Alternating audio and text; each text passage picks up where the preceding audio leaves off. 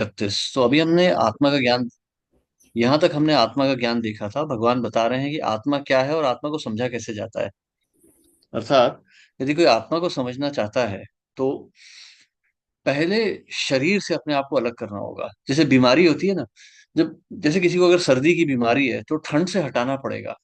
यदि कोई व्यक्ति पानी में डूब रहा है, ऑक्सीजन की कमी हो रही है, तो उसे पहले पानी से बाहर निकालना पड़ेगा। तो उपचार से पहले जो होता है निषेध करना पड़ता है। पहले निषेध करेंगे फिर उपचार शुरू होगा, नहीं तो निषेध किए बिना तो उपचार काम ही नहीं करेगा। कोई पानी डूब रहा है, आदमी डूब रहा है, पानी के अंदर उसको ऑक्सीजन दे देंगे तो कुछ लाभ नहीं होने वाला है। या किसी व्यक्ति को जैसे कैंसर की बीमारी है तो पहले उसको सिगरेट शराब तो बंद करनी पड़ेगी ना, तभी तो ट्रीटमेंट काम करेगा। तो वैसे ही उपचार से पहले निषेध होता है। तो भगवान ने पहले बताया है कि आत्मा क्या है और आत्मा को समझा कैसे जाता है। निषेध क्या किया है? निषेध भगवान ने पहले ही उपदेश में सबसे पहले कहा है, तांस तितिक्षस्व भारत। सो मात्रा स्पर्शस्तु कौन्तेय शीत उष्ण सुख दुखदा। तो शीत उष्ण सुख दुखदा आगमा पाइनो नित्यस्ताम स्थितिक्षस्व भारत। ये संसार के सुख और दुख को सहना सीखो। इसका अर्थ ये नहीं है कि मतलब आ रहे हैं जा रहे हैं और हम भोगे जा रहे हैं, नहीं। आप सुखों से भी दूर रहना सीखिए और दुखों से भी दूर हो जाएंगे आप। तो सुख दुख को सहना सीखिए। यहाँ जो संसार में जो हो रहा है उसको उसको इग्नोर कीजिए, उस पर ध्यान देना कम कीजिए, तब आप आत्मा को समझ पाएंगे, क्योंकि वो शरीर के स्तर पे हो रहा है।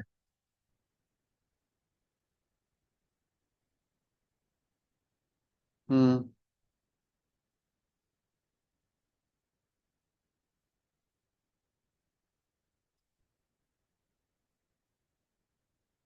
एक मिनट हाँ, प्रभु।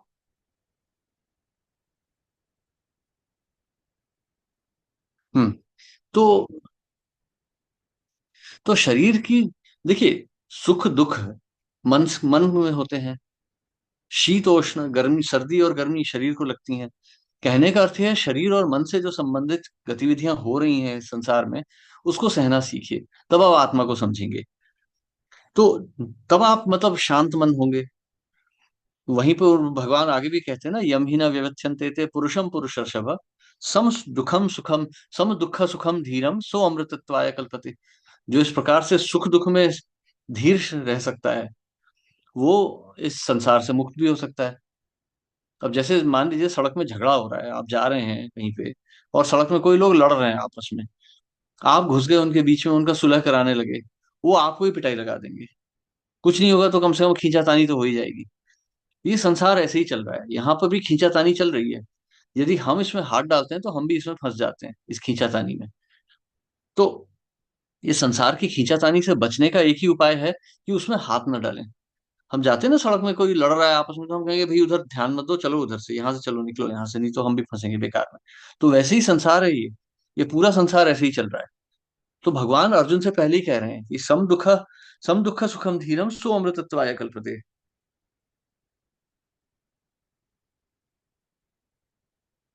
सो अमृतत्वाय कल्पते, तो आप मतलब तब आप अमृत हो जाएंगे, तब आप मुक्त हो सकते हैं संसार से। तो वहीं से आगे फिर उसके बाद भगवान आत्मा के लक्षण बताते हैं, आत्मा का चरित्र क्या है, आत्मा का लक्षण क्या है, आत्मा को कैसे समझा जाता है। अब वहां से आगे श्लोक 31 से 32 से आगे भगवान कुछ और नया तथ्य बताते हैं। तो आप जैसे ध्यान से देखिए, अब श्लोक 30 से लेकर 50 तक ना एक नई चीज शुरू होगी 31 में, नया, अर्थात भगवान कर्मयोग बताएंगे। तो भगवान क्या कह रहे हैं कि देखो, तुम इस प्रकार से सुख दुख से तो परे हो जाओ, परंतु वो होता कैसे है, उसका अर्थ क्या है, वो किया कैसे जाता है। तो अब भगवान यहाँ पे कह रहे हैं, श्लोक 32 में देखिए क्या कह रहे हैं। श्लोक 31 में देखिए भगवान क्या कह रहे हैं। स्वधर्मम अपि चावेक्ष न विकम्पितुम अर्हसि, धर्म्याद्धि युद्धात् श्रेयो अन्यत् क्षत्रियस्य न विद्यते। कि तुम क्षत्रिय हो, तुम अपने धर्म का पालन करो। अब जैसे होता है ना, अब जैसे आप देखिए, आप लोग बॉम्बे में रहते हैं तो आप देखते होंगे कि मानसून चल रहा है अभी, भयानक वो बात, बॉम्बे में तो बुरी हालत हो जाती है मानसून में। लेकिन आप देखिए, बसेस चल रही हैं, ट्रेन चल रही हैं, बिजली आ रही है, वो जो म्यूनिसपैलिटी है उसका काम चल रहा है। तो बारिश की तकलीफ तो हमें भी हो रही है, उनको भी हो रही है, पर वो अपना काम कर रहे हैं। ट्रेन का ड्राइवर 3:30 बजे पहुंच जाता है डिपो में, ट्रेन निकालेगा, चल देगा। बारिश हो, तूफान आ रहा है, कोई फर्क नहीं पड़ता। पानी आ गया, ट्रेन डूब गई, वो बैठा है, खड़ा है। पटरी में पानी भरा पड़ा है, लोग चिल्ला रहे हैं, ड्राइवर बैठा है ट्रेन के अंदर। इंतजार कर रहा है कब पटरी सूखेगी, कब सिग्नल मिलेगा, कब हम निकलेंगे। तो ये करना होता है, क्योंकि वो कर्तव्य है। तो अब भगवान आगे ये बता रहे हैं कि देखो तुम सुख दुख से परे हो जाओ और सिर्फ अपना कर्तव्य निभाओ।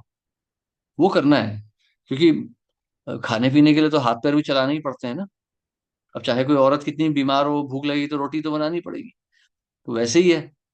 तो वैसे ही चाहे हमें सुख हो रहा हो, दुख हो रहा हो, सर्दी लग रही हो, गर्मी लग रही हो, अपने कर्तव्य से पीछे नहीं हटना है। यदृच्छया चोपपन्नम स्वर्गद्वारम अपावृतम सुखिनः क्षत्रियाः पार्थ लभन्ते युद्धम ईदृशम। ये कि ऐसे क्षत्रिय भाग्यशाली हैं जिनको ऐसे अपने आप को ये मिल जाता है, ऐसा मतलब योग हो जाता है जहां उन्हें युद्ध करने को मिल रहा है। अब क्षत्रिय देखिए क्या होता है, क्षत्रिय का धर्म है दूसरों की रक्षा करना। उसके बदले में उसे भोग ऐश्वर्य मिलता है। राजा सबसे कर लेता है, टैक्स लेता है सबसे। और टैक्स लेके राजा तो अच्छे से जीता है ना, राजा मतलब रानियों के साथ घूमता फिरता है, ऐश करता है। लेकिन बदले में उसे अपनी जान भी देनी होती है। युद्ध हो गया तो राजा को आगे चलना होता है सेना लेके। ऐसा नहीं कि फिर राजा डर के मारे बैठ जाएगा। नहीं, जैसे आजकल होता है, प्राइम मिनिस्टर है छुप के बैठा रहेगा, तो लोगों को लड़ने के लिए भेज देगा, मरने के लिए भेज देगा, खुद बैठा रहेगा। ऐसा नहीं होता। राजा जो होता है उसे आगे जाना होता है, खुद लड़ाई में आगे जाना होता है। तो ये क्षत्रिय का धर्म है। अब क्या होता है, क्षत्रिय तो युद्ध में मर भी सकता है। मतलब या तो शत्रु मरेगा या वो मरेगा। तो जो मरेगा उसको स्वर्ग की प्राप्ति होती है। तो अब यहां पर भगवान कह रहे हैं कि देखो अर्जुन, ये तुम्हारा कर्तव्य बन रहा है। अगर तुम इस युद्ध को जीत जाते हो तो तुम्हें भारतवर्ष मिल जाएगा, तुम राजा बन जाओगे पूरे विश्व के। तो तुम तो भोग करोगे। और यदि मर गए इस युद्ध में, तो तुम युद्ध में मरे हो तो तुम्हें स्वर्ग प्राप्त होगा। तो दोनों ही अवस्था में तुम्हें तो फायदा ही है, तुम्हें तो लाभ ही लाभ है, तुम चाहे ये इधर देखो या उधर देखो। तो शारीरिक स्थल से भी यदि देखा जाए, शारीरिक स्तर से, तो ये युद्ध का लाभ लाभ है। ठीक है, ये अर्जुन के लिए है। बाकियों के लिए भी यही होता है। अपनी ड्यूटी तो करनी है ना हर किसी को। अथचेत त्वम एवं धर्म्यम समा संग्रामम न करिष्यसि ततः स्वधर्मम कीर्तिम च हित्वा पापम अवाप्स्यसि। यदि तुम युद्ध नहीं करोगे तो क्या होगा? तो अधर्म हो जाएगा।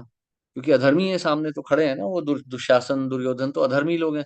तुम ऐसे ही युद्ध छोड़ के चले गए, ठीक है, तुम्हारे दादाजी तुम्हारे गुरु बच जाएंगे, लेकिन बाकी सब भी बच जाएंगे। और वो फिर अधर्म करेंगे। ये युद्ध तुम इसलिए नहीं कर रहे हो कि तुम्हें राजा बनना है। ये युद्ध तुम इसलिए कर रहे हो क्योंकि अधर्म को रोकना है। तो तुम अधर्म नहीं रोकोगे, तुम चले जाओगे तो लोग क्या कहेंगे? तो पहली तो ये पाप हो जाएगा तुमसे, क्योंकि तुमने अपने धर्म का पालन नहीं किया, तुमसे पाप हो गया। अब लोकल ट्रेन अगर पानी में डूब गई है, एक पैसेंजर उतरा प्लेटफॉर्म में चला गया घर को, तो कोई कुछ नहीं कहेगा। लेकिन अगर ट्रेन ड्राइवर खुद ही उतर के चला गया, तो उसको तो पनिशमेंट मिल जाएगी। लोग कहेंगे भाई तुम्हारी तो ड्यूटी थी, तुम्हारा ही काम था इधर खड़े रहना। वैसे ही अर्जुन का काम है युद्ध करना। युद्ध नहीं करेगा तो अपराध है, दंड मिलेगा। कीर्तिम चापि भूतानि कथिष्यन्ति ते व्ययाम संभवात संभावितस्य चाकीर्तिर मरणाद अतिरिच्यते। लोग तुम्हारा अपमान करेंगे, कहेंगे यार कायर था ये आदमी, इतने सारे योद्धाओं को देखा तो डर गया, इसलिए छोड़ के चला गया। उसके बाद में तुम और मतलब धर्म का पालन नहीं किया इसने, जहां से भय हुआ ये भाग गया छोड़ के। तो जिस व्यक्ति का आदर हुआ हो उसका अनादर मृत्यु से भी बदतर होता है। क्षत्रियों में इसीलिए क्षत्रियों में कभी मतलब अपशब्द का प्रयोग नहीं किया जाता, क्योंकि वो जानते हैं अपशब्द का प्रयोग मतलब मृत्यु के बराबर होता है। अपने से बड़ों का कभी निरादर नहीं किया जाता बुरे शब्द बोल के, वो मृत्यु से बुरा होता है। तो अब तो खैर ये सब चीजें कोई नहीं मानता है, लेकिन ये धर्म है, ये धर्म के नियम है। तो भगवान अर्जुन से कह रहे हैं कि यदि तुम मृत्यु के भय से युद्ध नहीं कर रहे हो, तो ये समझ लो कि युद्ध को छोड़ना भी तुम्हारे लिए मृत्यु के ही समान होगा। क्योंकि तुम्हारा कोई यश नहीं रह जाएगा, तुम्हारा नाम नहीं रह जाएगा। संभवात इससे चाकीर्तिर मरणाद अतिरिच्यते। जिसकी कीर्ति हुई है, अकीर्तिम चापी भूतानी, तुम्हारी अकीर्ति होगी, तुम्हारा नाम खराब हो जाएगा।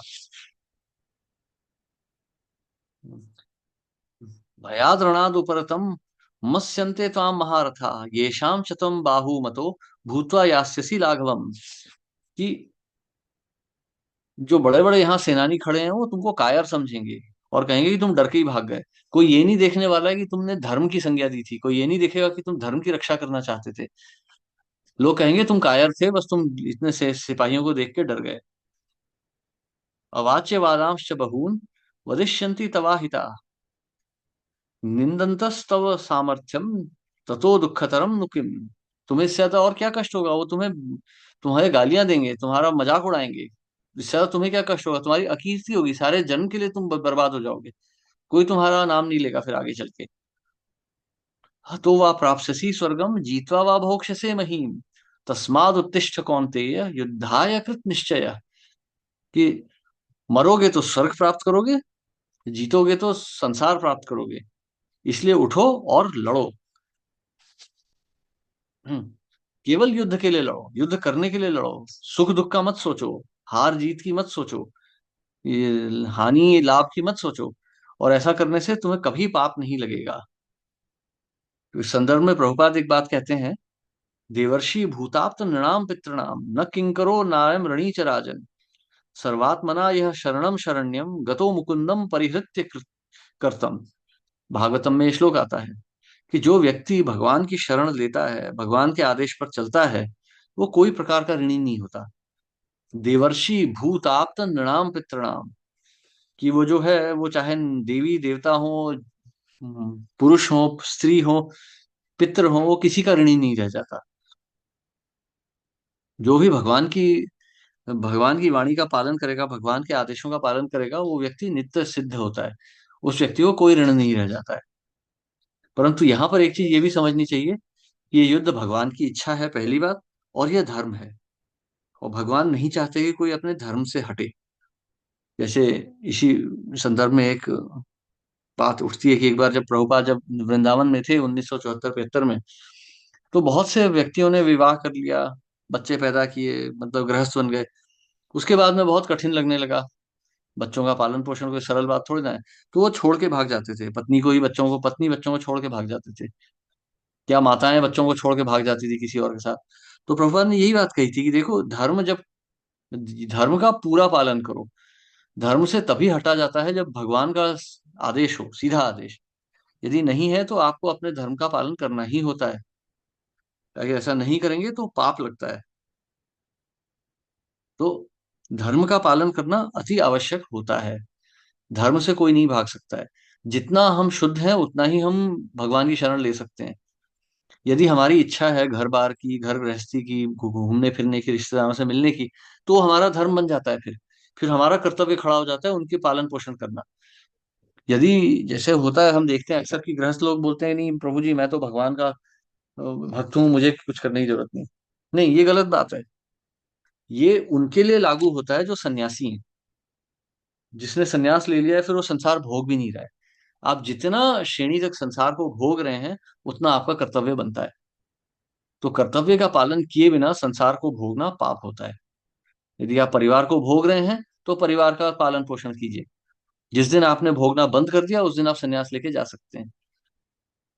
तो जितना भोग सकते हैं, जितना भोग रहे हैं, उतना तो उसका कर्तव्य बन ही जाएगा, वो उससे हम नहीं हट सकते। जैसे हम अक्सर देखते हैं, कभी कभी माता जी लोग भाग जाते हैं घर में से कि अरे यात्रा में जाना है, 15 दिन की यात्रा में जाना है, बीवी पति बच्चे को जाने दो भाड़ में। नहीं, ये गलत है, ये पाप है फिर।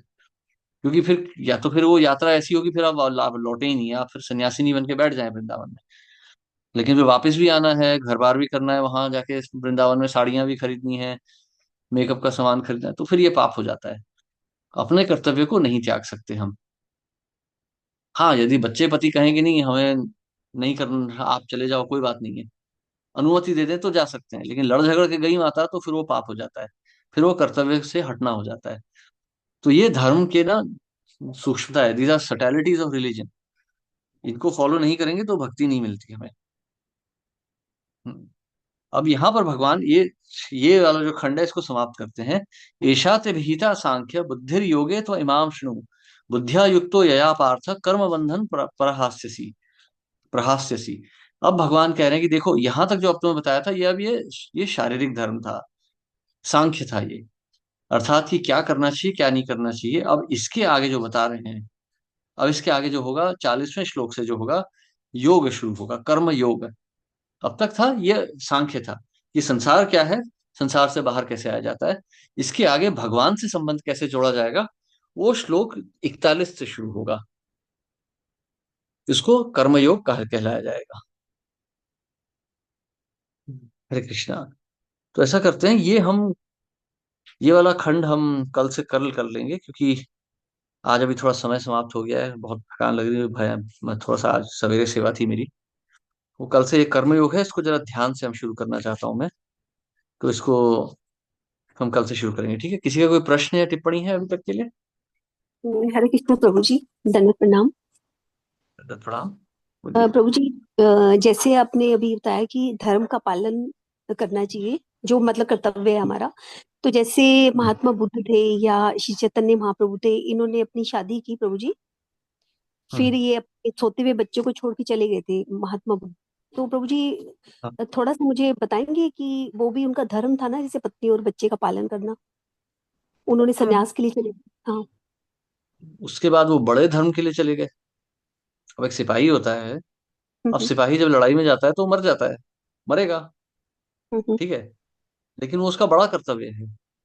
अगर सिपाही लड़ाई छोड़ के घर आ गया, नहीं मेरे बीवी बच्चे हैं, बच्चे को तो 10th की पढ़ाई चल रही है, बोर्ड का एग्जाम है, अभी कैसे लड़ाई कर सकते हैं? नहीं, कोर्ट मार्शल हो जाएगा। तो जो छोटे धर्म को त्यागा जाता है बड़े धर्म के लिए, ओके ओके। धर्म को धर्म के लिए ही त्यागा जाता है। ठीक है, understood Prabhu ji. Thank you Prabhu ji, Hare Krishna, Hare clear. Krishna. ये सैनिक का उदाहरण बहुत बढ़िया है प्रभु जी, क्योंकि जब सैनिक अपने देश के लोगों के लिए, सुरक्षा के लिए वो लड़ाई कर रहा है, तो वो इस भरोसे पे कर रहा है कि जो शासन है उसका पूरा ध्यान रखेगा। तो फिर वो पूरा का पूरा आश्वासित होके वो हृदय से अपने आप को समर्पित करता है युद्ध के लिए। वो ये नहीं सोचता है मेरा मृत्यु हो जाएगा तो आगे क्या होगा, वो कभी उसके मन में आएगा ही नहीं, क्योंकि अगर वो आएगा तो फिर वो युद्ध कर ही नहीं पाएगा। लेकिन उसी प्रकार से जो सन्यासी है वो हृदय से वो सभी लोग के लिए कुछ करना चाहता है, तो इसलिए वो संसार, अपना खुद का एक छोटा संसार त्याग करके एक पूरे बड़े संसार के लिए कुछ करने निकला है।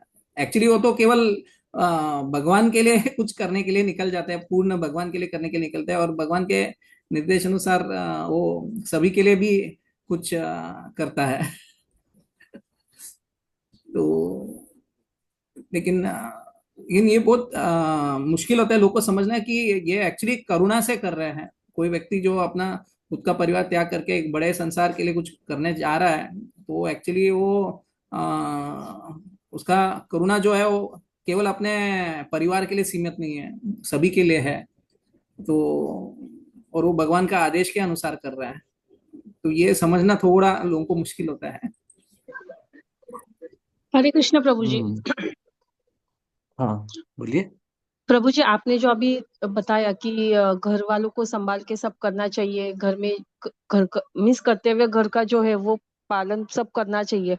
पर प्रभु जी, जब हम लोग घर का करके भी करने जाए तो घर वाले उसको ये नहीं करते, एक्सेप्ट नहीं करते हैं। आप मत करो ऐसा ही बोलते, तो क्या करने का प्रभु जी?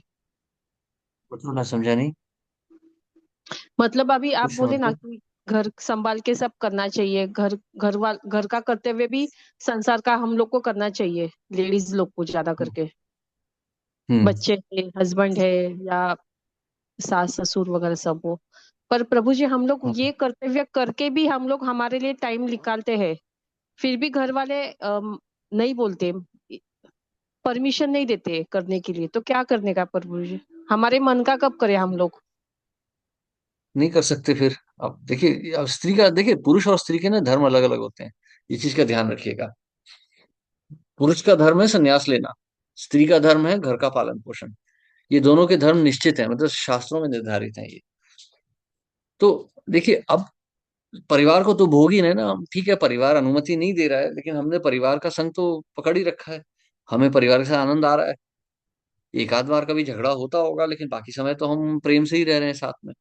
तो वो कर्तव्य बन जाता है, फिर उसका पालन तो करना पड़ेगा। अब परिवार का कर्तव्य का पालन कैसे किया जाता है? देखिए, और ये जहां तक विशेष करके ना, ये सबसे बड़ी प्रॉब्लम है जब माताओं को यात्रा के लिए जाना होता है। तो इस संदर्भ में मैं एक ही चीज कहूंगा कि पहली बात, इस तरह की यात्रा का कोई लाभ नहीं है जहां लड़ झगड़ के कोई जाता है। सबसे बड़ी बात है, घर गृहस्थी में कैसे जीना है, पहले ये सीखना चाहिए हमें। अक्सर जो मतलब मैंने देखा है, जब मैं भी था बॉम्बे में, मैं रहता था, यात्राओं में मैं भी गया हूँ। देखिए, माताएं विशेष करके, क्योंकि ये माताओं का प्रश्न है इसलिए माताओं के संदर्भ से बोल रहा हूँ, प्रभु जी का बाद में हम कभी बात करेंगे। माताएं घर में पूरा मतलब बैठी हैं, परिवार के साथ एंजॉय कर रही हैं। अचानक एक दिन उठेंगी नहीं, पूरा 20 दिन यात्रा में, 15 दिन यात्रा में जाना है, घर का सारा काम उल्टा पुल्टा हो जाता है, तो लड़ाई झगड़ा होता है। और बाकी टाइम घर में रहेंगी तो फिर ये माताएं कुछ नहीं करेंगी, ये बैठ के बस फिर मतलब एंजॉय कर रही हैं। वो नहीं होना चाहिए। आप एक चीज समझिए कि इस संसार में ना तो कोई माता है ना कोई प्रभु है। इस संसार में शरीर है और आत्मा है। अपने परिवार के साथ संबंध बहुत घना मत रखिए। घर में ठीक है, खाना बनाना है, खाना बना दिया, साफ सफाई करनी है, साफ सफाई कर दी, उसके आगे मत रहिए। ये नहीं है कि जैसे आजकल अभी हो गया है कि चलन है कि नहीं, माताएं हैं तो कहाँ कहाँ घूमने फिरने भी जाएंगी परिवार के साथ, सब परिवार में बैठे हैं, परिवार वाले खुशी में सैटरडे संडे समय बिता रहे हैं साथ में। वो नहीं करना चाहिए। अपनी साधना कीजिए। आपने भोजन बना दिया, भोजन कर, रोटी बनाई, सब्जी बनाई, दाल बनाई, खिला दी, हो गया। आपने घर की साफ सफाई की, कपड़े धो दिए, हो गया। बच्चों को स्कूल छोड़ना था, छोड़ दिया, हो गया। फिर ये नहीं है कि बच्चों को क्रिकेट का कोचिंग करा रहे हैं या आईआईटी की ट्रेनिंग दिला रहे हैं, वो सब नहीं। वो फिर पिता का काम है। आप बैठ के भगवान का स्मरण कीजिए। ये बहुत दूर की बात नहीं है, मतलब मेरी दादी खुद ऐसे ही करती थी। मेरी दादी कोई बैठी चिपकी नहीं रहती थी लोगों के साथ, नहीं, वो केवल अपने पूजा पाठ में लगी रहती थी सारा दिन। वो खाना पीना बना देती थी सबका, कपड़े वपड़े धो दिए, घर की साफ सफाई की, उसके बाद अपनी पूजा पाठ में लगे रहती थी। फिर वो टीवी नहीं देखती थी बैठ के, वो मोबाइल पे बात नहीं करती थी, कुछ नहीं करना।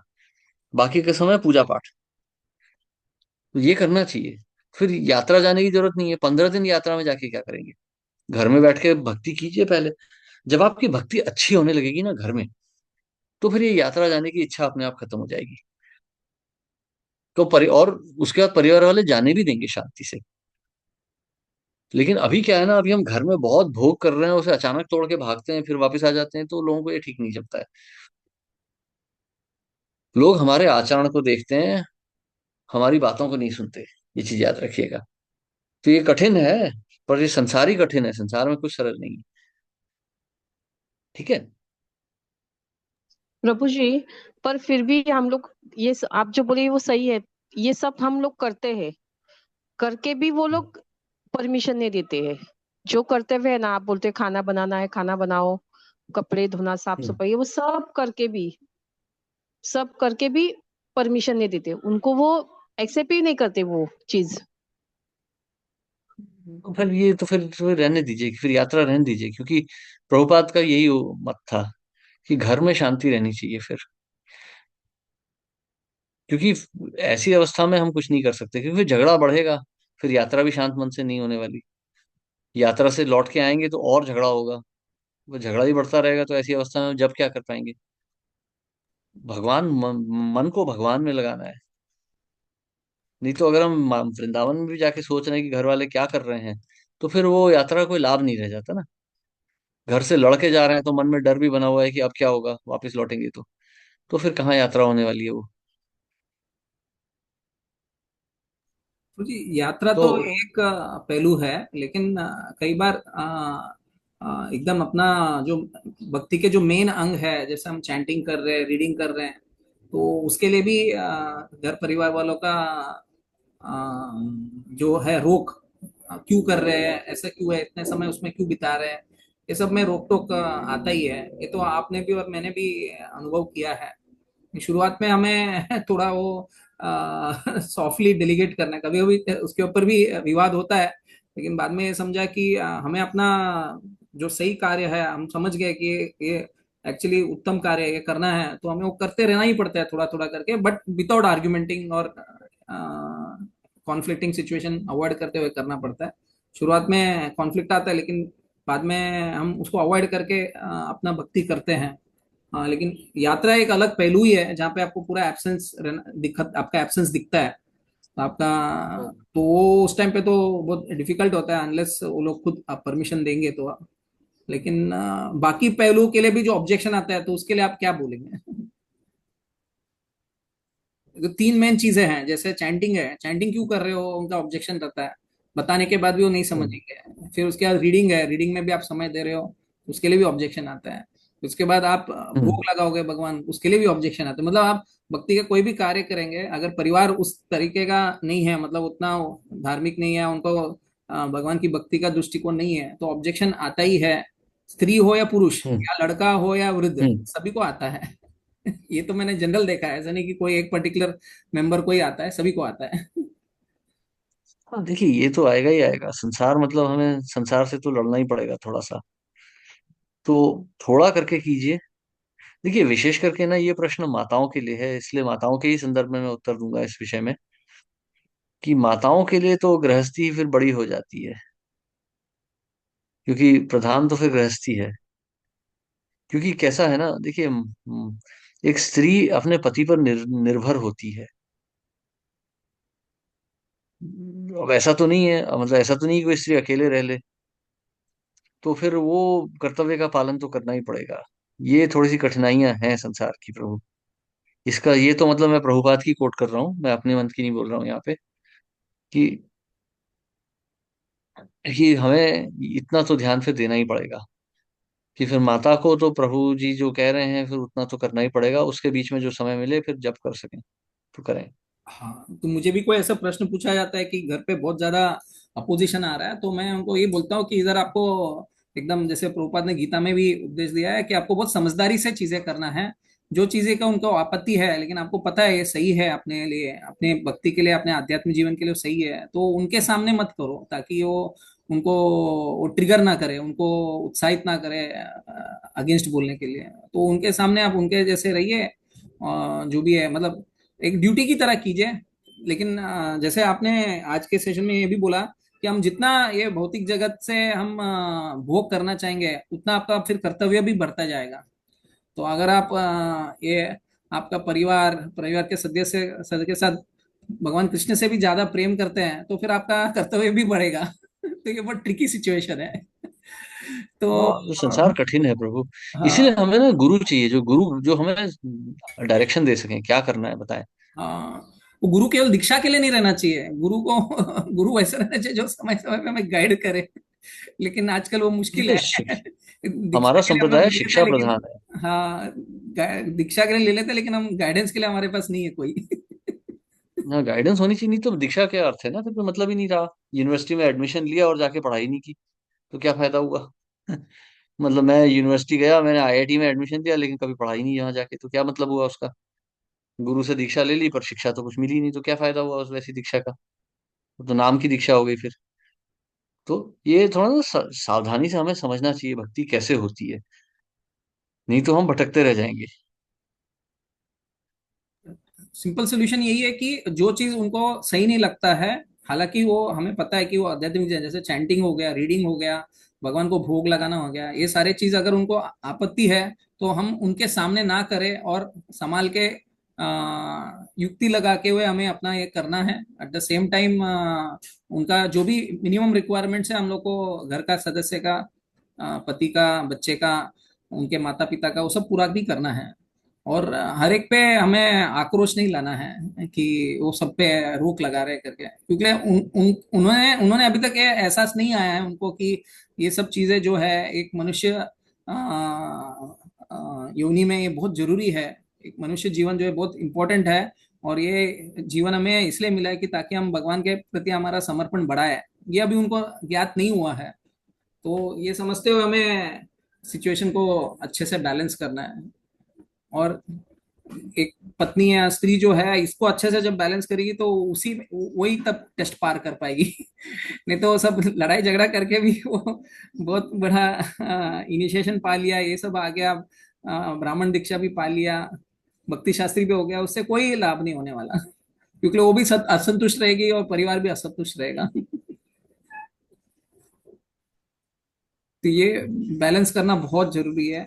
लेकिन ये भी देखा हूं कि बहुत सारे जिनको अपोजिशन मिला है 8 साल 10 साल 15 साल के बाद, उनके परिवार वाले अभी पूरे अच्छी तरह से खुद कोऑपरेट करते हैं और खुद ही सामने से खुद पूछते हैं कि अभी इस बार आपका ये समय आ रहा है, कार्तिक आ रहा है, आपको यात्रा के लिए जाना है, आपका क्या व्यवस्था करना है, पूरा सामने से करके भी देता है।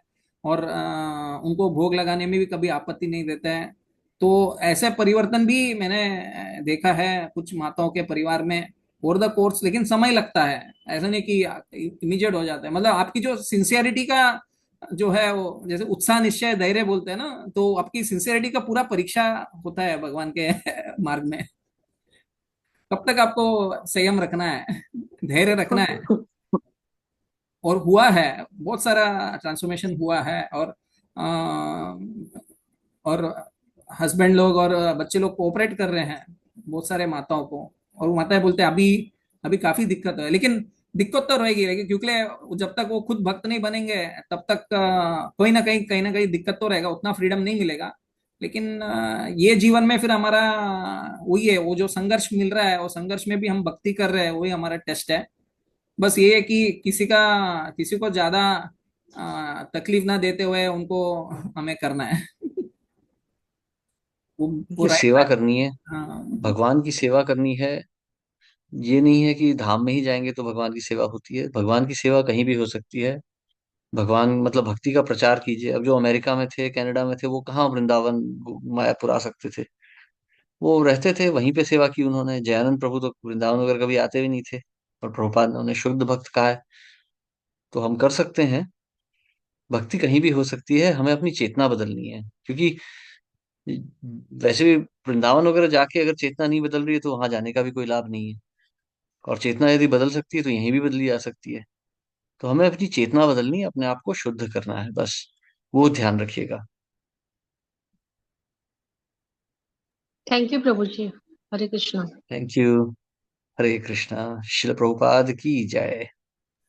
Thank you Prabhu ji. Thank you Prabhu ji, Shrila Prabhupada की प्रणाम। जय। थैंक यू धन्यवाद सभी भक्तों को। Krishna. Hare Krishna. Thank you Prabhu ji.